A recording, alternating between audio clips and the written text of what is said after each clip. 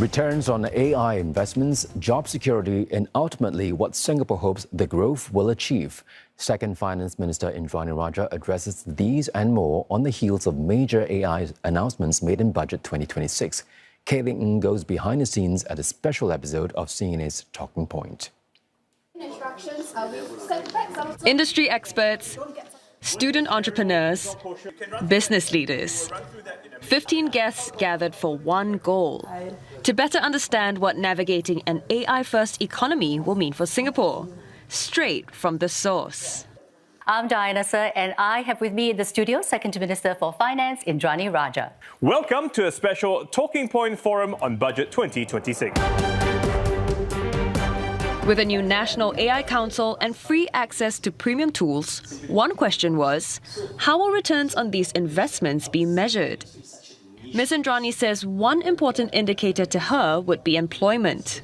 There's no point being AI-enabled or have a lot of AI, and then you have people who are not able to work.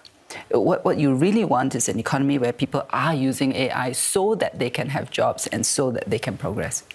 When asked whether AI is overhyped, Ms. Indranee says in some ways, yes, with it being on everyone's minds. But at the same time, it is not overhyped in this sense, meaning that we may not appreciate the speed at which AI is going to change things. And therefore, we must not underestimate, or rather we should make sure that we are ready for it. One participant worried about job security, even as his productivity increased tenfold over the past year with the help of AI.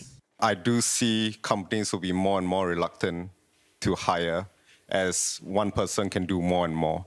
How does this AI productivity both translate to better job security and wages? The answer is, as this budget attempts to do, is one, anchor AI R&D here, steer a national strategy, enable our businesses, equip our people. So that even if your task is now being done by AI, can you in the same company go to a higher value add function? Ms. Indranee adds that AI isn't an industry in and of itself, but an enabler across sectors. From healthcare to the new space agency, she assures students the need for young talent will grow.